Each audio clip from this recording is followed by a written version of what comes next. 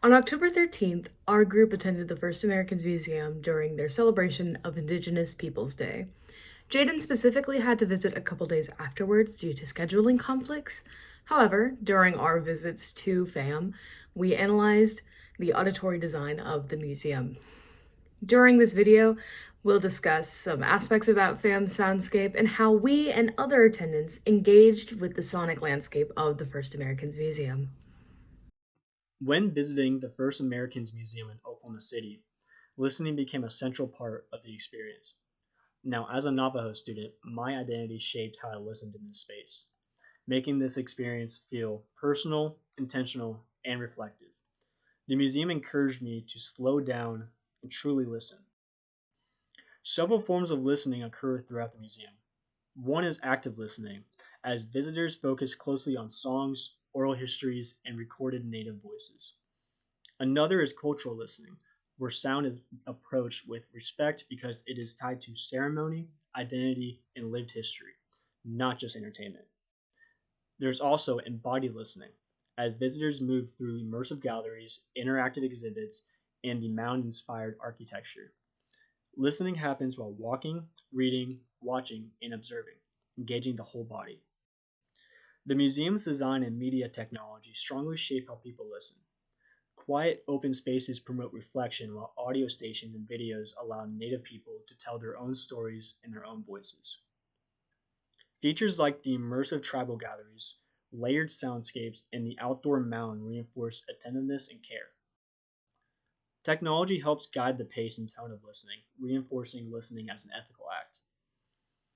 Research on museum sound shows that curators create listening scenarios that shape attention and learning through sound and technology in exhibitions. As a group, we learned that listening is not neutral. It is relational and shaped by space, technology, and narrative.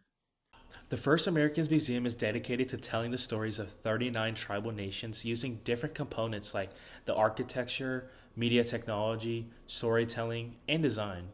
Rather than presenting historical facts, the museum invites visitors to engage with Native history and cultures through listening and visual representation. One of the most noticeable forms of listening at the First Americans Museum is reflective listening. Throughout the museum, visitors find audio recordings, testimony, and history. These voices are not just background noises, instead, they are important to the experience.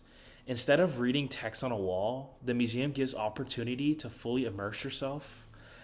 The tone and emotion in each speaker's voice communicates meaning that cannot be fully obtained through just written words alone.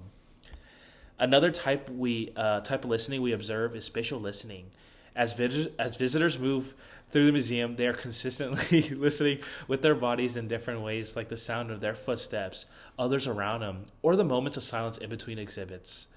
Listening isn't just limited to audio recordings, but it also includes an awareness of your environment. The design of the museum encourages this type of listening by having large walkways, open areas, and curved design that invites visitors to move slowly and thoughtfully. There are areas meant for sitting and reflecting, which naturally create moments of silence. These spaces encourage visitors to process, what they've heard or what they've seen, rather than just rushing to the next exhibit. Studies show that the interactive media and immersive exhibits can turn a museum into a space where visitors can reflect, engage, and connect with the stories being told. Quiet spaces and intentional use of silence are especially important. Silence in a museum is not just empty, instead, it allows visitors to absorb what they have heard. Silence becomes a part of the listening experience, giving weight to the stories being told and encourage deeper reflection. Media technology is important through audio station, video displays, or just interactive media that can be intentionally used to guide the visitor's attention. The use of technology reinforces the importance of listening closely and respectfully. Rather than just overwhelming the visitor with consistent sound, the museum allows individuals to choose when and how they listen. This is something for the visitor to decide that listening is an active decision rather than a passive decision. When we went to visit the First Americans Museum, one of the first things that I noticed was that many of the exhibits use surround sound audio to immerse its visitors in whatever story that exhibit is trying to portray. A good example of this was the Origins Theater. The large screen, paired with the sounds of thunder, water, and just nature at play, create a more unique and immersive experience for the visitors.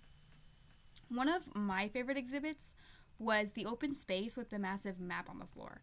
The map gives you a good visual of where the tribes lived, but also how they may have interacted with each other relative to their distances.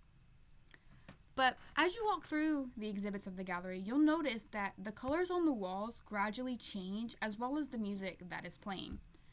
When you're walking through the beginnings of the museum, you'll notice that the walls are mainly like different hues of reds and browns, as well as like a hint of green here and there, but mostly reds and browns. But when you get towards the darker times of Native history, towards forestry location, Native boarding schools, the walls become much darker, dark purples, dark blues, and the music becomes a lot more dreary, deeper, quieter, and it keeps you in that point in time as you make your way through the museum. And when you reach the end of the museum towards the time of Native sovereignty, the walls become much brighter, bright pinks, bright oranges, kind of symbolizing that time for Native Americans. Native American culture is profoundly one of meaning in all of the little things, from the music to the iconography to the visual to the linguistic. There's no doubt that there's a purpose behind every aspect of the exhibits at the First American Museum's Oklahoma Gallery. I mean, when I first entered, I noticed how the general layout used various sounds and music across the various exhibits within the gallery. And honestly, I think it serves to provide visitors with an immersion in many points of Native American history through both mu- music, sounds, and color, with all these aspects tending to achieve such a feat by promoting reflective listening. One great example of this is the moving fire audio pods in the beginning of the gallery. It consists of three circular rooms that resemble something akin to a fire pit or a campfire, and the combination of crackling fire, music, stories of history really serves to frame the mindset of Native Americans before, during, and after the Trail of Tears, Jonathan Ratliff's The Exploration of Color Theory in Museum Education. While mainly applied within a different museum and colors can mean different things across cultures, I can agree on one thing stated within his dissertation.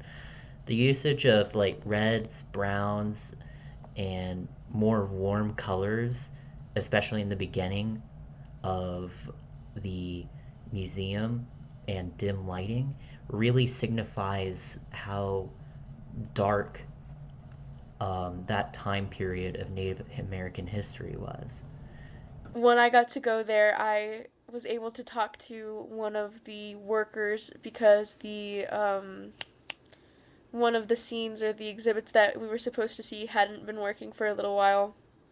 After talking with him, he acknowledged that a lot of knowledge keepers of the 39 tribes of Oklahoma at some point had come in and discussed with them and worked with them at some point at and for artifacts that had came in or for getting or receiving or giving back artifacts that had come in and were gifted to them or bought by them or received to them or all of that stuff.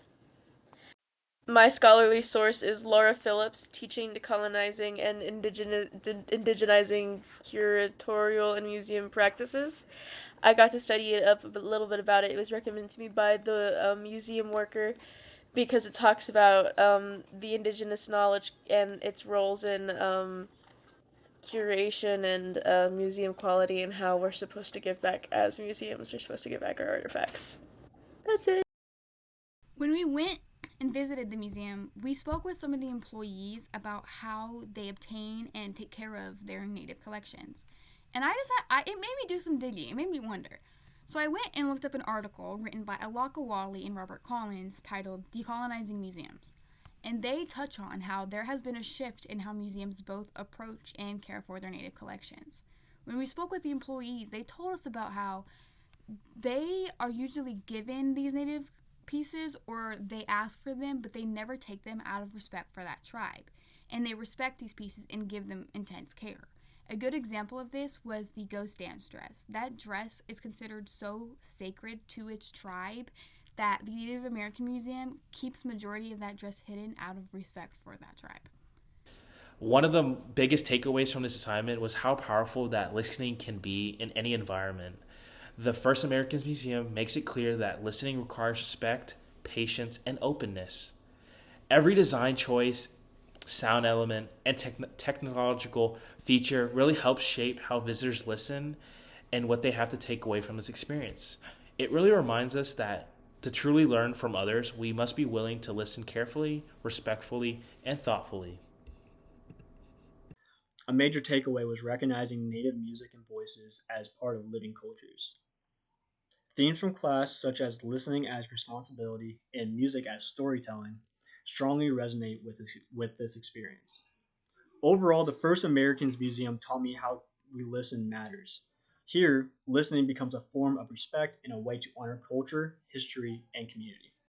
But my main takeaway from the museum visit is that the Oklahoma Gallery does serve to educate both tribal members like myself and non natives alike.